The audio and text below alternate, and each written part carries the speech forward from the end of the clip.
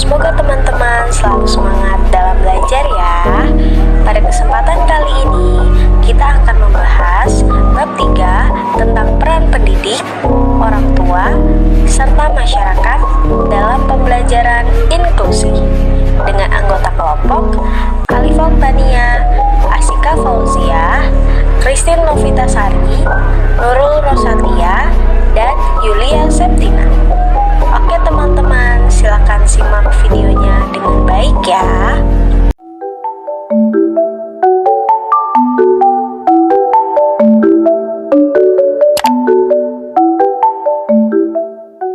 Pendidik. Guru merupakan tonggak keberhasilan pembelajaran di kelas inklusif karena menjadi penentu keberhasilan program inklusif.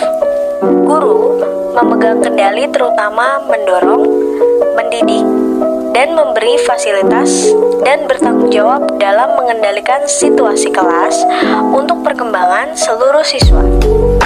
Selain guru kelas atau guru mata pelajaran yang bertanggung jawab selama pembelajaran di kelas berlangsung, terdapat pula guru pembimbing khusus atau GPK yang memiliki kualifikasi atau latar belakang pendidikan luar biasa atau PLB yang bertugas menjembatani kesulitan anak berkebutuhan khusus atau ABK dan guru kelas dalam proses pembelajaran serta melakukan tugas khusus. Penjelasan slide berikutnya yaitu tentang peran guru dalam standar proses pendidikan inklusi. Ada beberapa peran guru dalam proses pendidikan inklusi, yaitu perencanaan, kemudian pelaksanaan, yang ketiga ada penilaian, dan yang terakhir ataupun keempat adalah pengawasan. Nah, di dalam perencanaan, guru mempunyai peran ataupun berperan sebagai inovator. Maksud dari inovator tersebut adalah guru sebagai pengembang sistem nilai ilmu pengetahuan.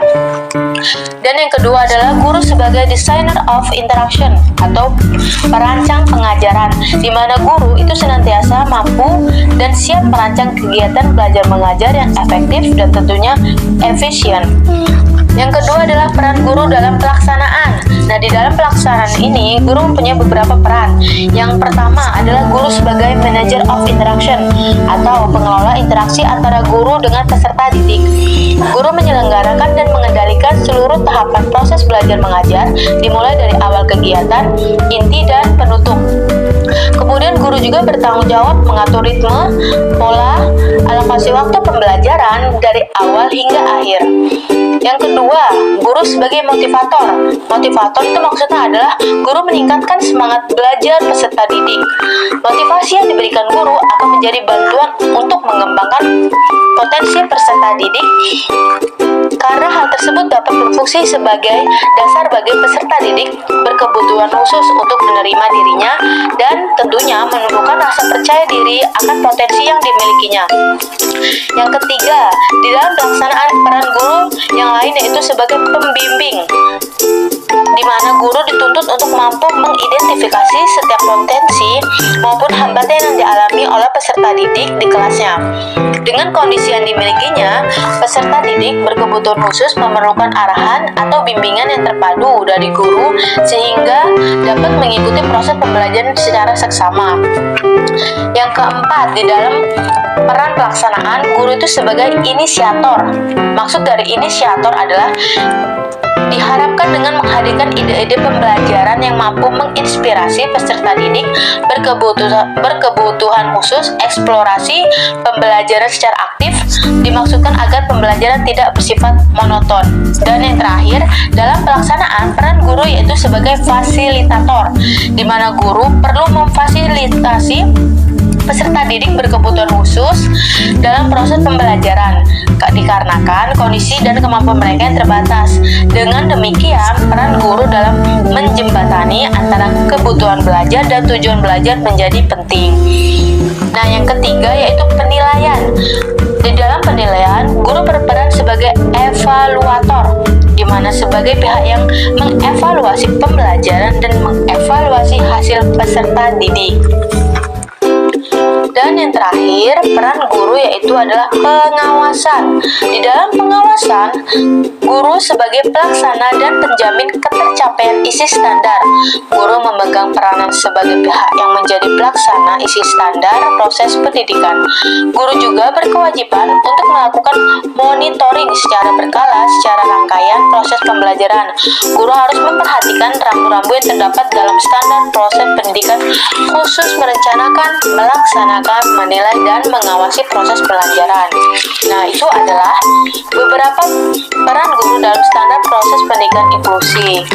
Kemudian, pada program pendidikan inklusi, tugas pendidik dibedakan berdasarkan tingkat kedudukan di dalam kelas. Yang pertama adalah guru kelas, yang kedua yaitu guru mata pelajaran, dan yang ketiga adalah guru pembimbing khusus atau GPK. Nah, yang pertama adalah guru kelas. Kita di sini akan membahas tentang tugas guru kelas. Yang pertama, yaitu menciptakan iklim belajar yang kondusif sehingga anak-anak itu merasa nyaman belajar di kelas maupun di sekolah. Yang kedua, menyusun dan melaksanakan asesmen akademik dan non-akademik pada semua anak untuk mengetahui kemampuan dan kebutuhannya bersama guru pembimbing khusus atau GPK.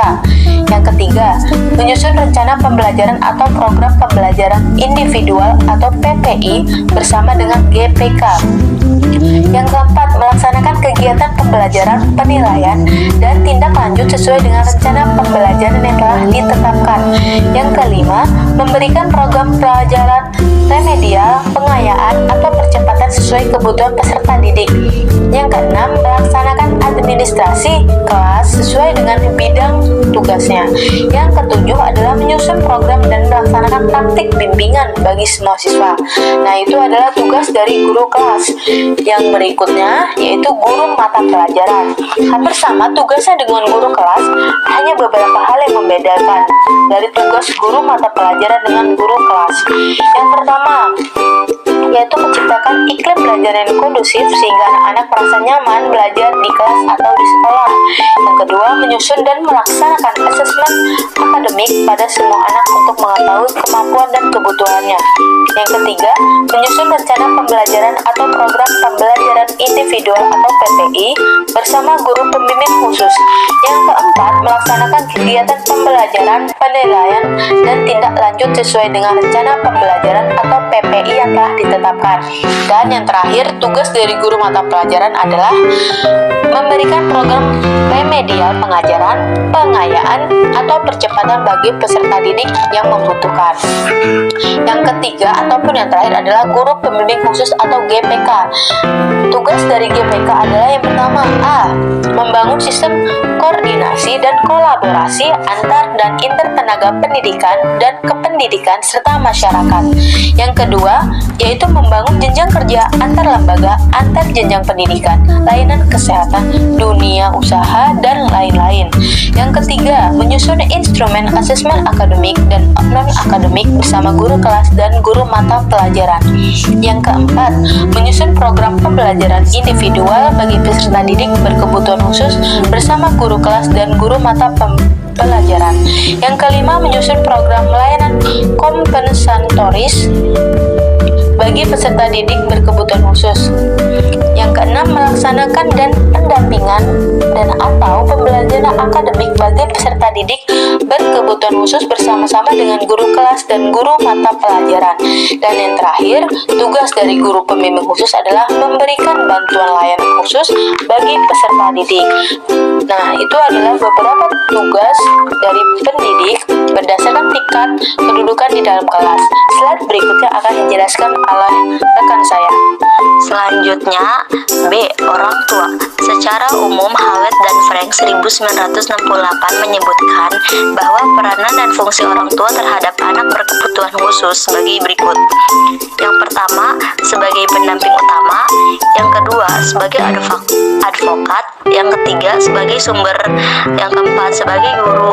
Dan yang kelima, sebagai diagnostian. Selanjutnya, di sini ada peranan orang tua dalam pendidikan inklusi. Yang pertama, advokasi bagi pendidikan anak mereka. Yang kedua, kolaborator dan rekomendator bagi para profesional untuk memberikan pengetahuan dan pengalaman tentang cara menangani anak mereka di rumah agar dalam memutuskan masalah pendidikan bagi anak. Yang ketiga, memberikan sebuah pengakuan terhadap eksistensi anak sehingga anak dapat hidup dalam kalangan yang lebih umum. Yang keempat, membantu memberikan keputusan mengenai penempatan sekolah dan program mendukung belajar untuk anak-anak mereka. Dan yang kelima, melibatkan diri ke dalam proses belajar mengajar anak secara aktif guna memberikan dukungan bagi pembelajaran dan pengembangan yang efektif bagi anak.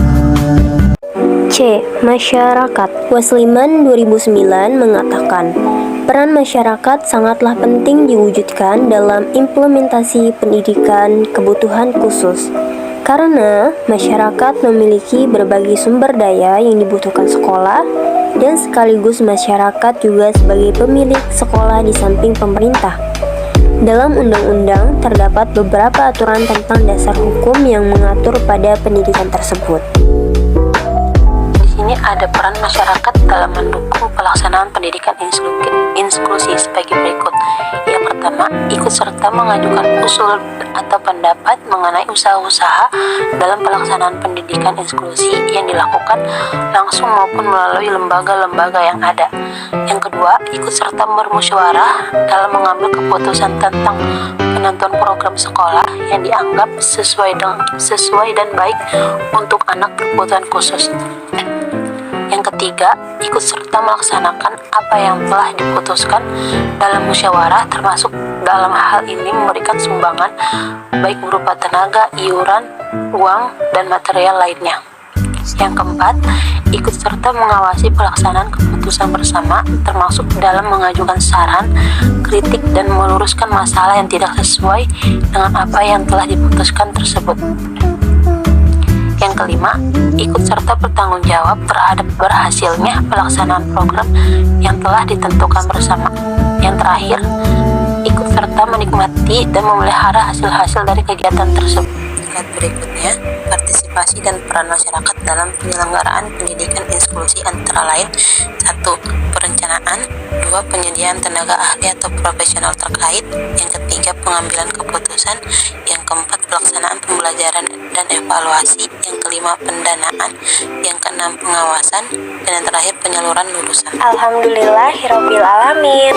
Kami yakin teman-teman semua menyimak videonya dengan baik, dan kami yakin teman-teman semua pasti sudah memahami materinya. Dan bagi yang ingin bertanya, kami persilahkan. Sekian dari kami. Wassalamualaikum warahmatullahi wabarakatuh.